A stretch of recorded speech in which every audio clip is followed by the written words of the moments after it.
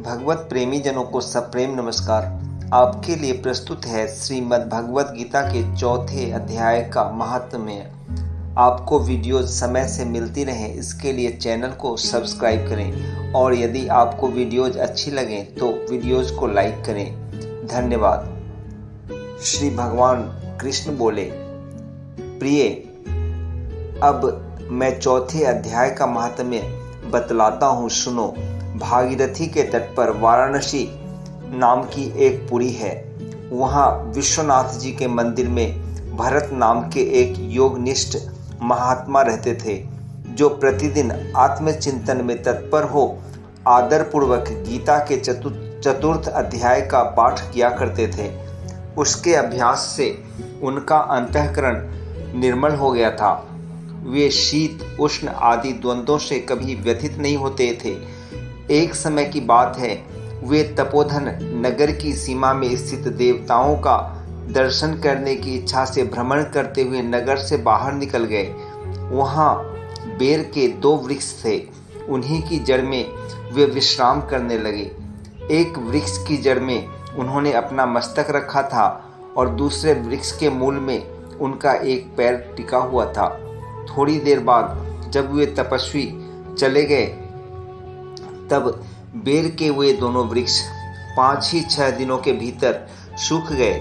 उनमें पत्ते और डालियां भी नहीं रह गईं। तत्पश्चात वे दोनों वृक्ष कहीं ब्राह्मणों के पवित्र गृह में 2 कन्याओं के रूप में उत्पन्न हुए। वे दोनों कन्याएं जब बढ़कर 7 वर्ष की हो गईं, तब एक दिन उन्होंने दूर देशों से घूमकर आते हुए भरत मुनि को देखा। उन्हें देखते ही वे दोनों उनके चरणों में पड़ गईं और मीठी वाणी में बोली, मुनि, आपकी ही कृपा से हम दोनों का उद्धार हुआ है। हमने बेर की योनि का त्याग कर मानव शरीर प्राप्त किया है। उनके इस प्रकार कहने पर मुनि को बड़ा विस्मय हुआ। उन्होंने पूछा, पुत्रियों, मैंने कब और किस साधन से तुम्हें मुक्त किया था? साथ ही यह भी बताओ कि तुम्हारे बेर के वृक्ष होने में क्या कारण था, क्योंकि इस विषय में मुझे कुछ भी ज्ञात नहीं है।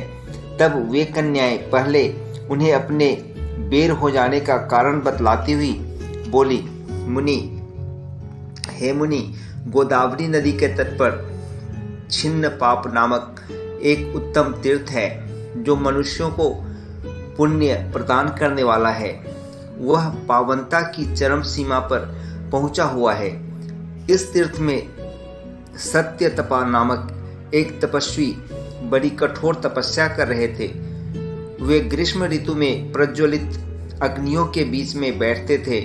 वर्षा काल में जल की धाराओं से उनके मस्तक के बाल सदा भीगे ही रहते थे तथा सर्दी के समय जल में निवास करने के कारण उनके शरीर में हमेशा रोंगटे खड़े रहते थे। वे बाहर भीतर से सदा शुद्ध रहते, समय पर तपस्या करते तथा मन और इंद्रियों को संयम में रखते हुए परम शांति प्राप्त करके आत्मा में ही रमण करते थे। वे अपनी विद्वता के द्वारा जैसा व्याख्यान करते थे, उसे सुनने के लिए साक्षात ब्रह्मा जी भी प्रतिदिन उनके पास उपस्थित होते और प्रश्न करते थे। ब्रह्मा जी के साथ उनका संकोच नहीं रह गया था, अतः उनके आने पर भी वे सदा तपस्या में मग्न रहते थे। परमात्मा के ध्यान में निरंतर संलग्न रहने के कारण उनकी तपस्या सदा बढ़ती रहती थी। सत्य तपा को जीवन मुक्त के समान मानकर इंद्र को अपने समृद्धिशाली पद के संबंध में कुछ भय हुआ। तब उन्होंने उनकी तपस्या में सैकड़ों विघ्न डालने आरंभ किए। अप्सराओं के समुदाय से हम दोनों को बुलाकर इंद्र ने इस प्रकार आदेश दिया, तुम दोनों उस तपस्वी की तपस्या में विघ्न डालो, जो मुझे इंद्र पद से हटाकर स्वयं स्वर्ग का राज्य भोगना चाहता है। इंद्र का यह आदेश पाकर हम दोनों उनके सामने से चलकर गोदावरी के तीर पर जहाँ वे मुनि तपस्या करते थे आई। वहाँ मंद एवं गंभीर स्वर से बजते हुए मृदंग तथा मधुर वेणुनाद के साथ हम दोनों ने अन्य अप्सराओं सहित मधुर स्वर में गाना आरंभ किया। इतना ही नहीं, उन योगी महात्मा को वश में करने के लिए हम लोग स्वर, ताल और लय के साथ नृत्य भी करने लगे। बीच बीच में जरा जरा सा अंचल खिसकने पर उन्हें हमारी वक्षस्थल भी दिख जाती थी। हम दोनों की उन्मत्त गति काम भाव का उद्दीपन करने वाली थी, किंतु उसने उन निर्विकार चित्त वाले महात्मा के मन में क्रोध का संचार कर दिया। तब उन्होंने हाथ में जल लेकर हमें क्रोधपूर्वक शाप दिया, अरे तुम दोनों गंगा जी के तट पर बेर के वृक्ष हो जाओ। यह सुनकर हम लोगों ने बड़ी विनय के साथ कहा, महात्मन, हम दोनों पराधीन थी, अतः हमारे द्वारा जो दुष्कर्म बन गया है उसे आप क्षमा करें।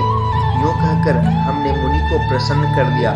तब उन पवित्र चित्त वाले मुनि ने हमारे शापोद्धार की अवधि निश्चित करते हुए कहा, भरत मुनि के आने तक ही तुम पर यह शाप लागू होगा, उसके बाद तुम लोगों का मर्त्यलोक में जन्म होगा और पूर्व जन्म की स्मृति बनी रहेगी। हे मुनि, जिस समय हम दोनों बेर वृक्ष के रूप में खड़ी थी, उस समय आपने हमारे समीप आकर गीता के चौथे अध्याय का जप करते हुए हमारा उद्धार किया था, अतः हम आपको प्रणाम करती हैं। आपने केवल शाप से ही नहीं, इस भयानक संसार से भी गीता के चतुर्थ अध्याय के पाठ द्वारा हमें मुक्त कर दिया है। श्री भगवान कहते हैं, उन दोनों के इस प्रकार कहने पर मुनि बहुत ही प्रसन्न हुए और उनसे पूजित हो विदा लेकर जैसे आए थे वैसे ही चले गए, तथा वे कन्याएं भी बड़े आदर के साथ प्रतिदिन गीता के चतुर्थ अध्याय का पाठ करने लगी, जिससे उनका उद्धार हो गया। ओम तत्सत, ओम तत्सत, ओम।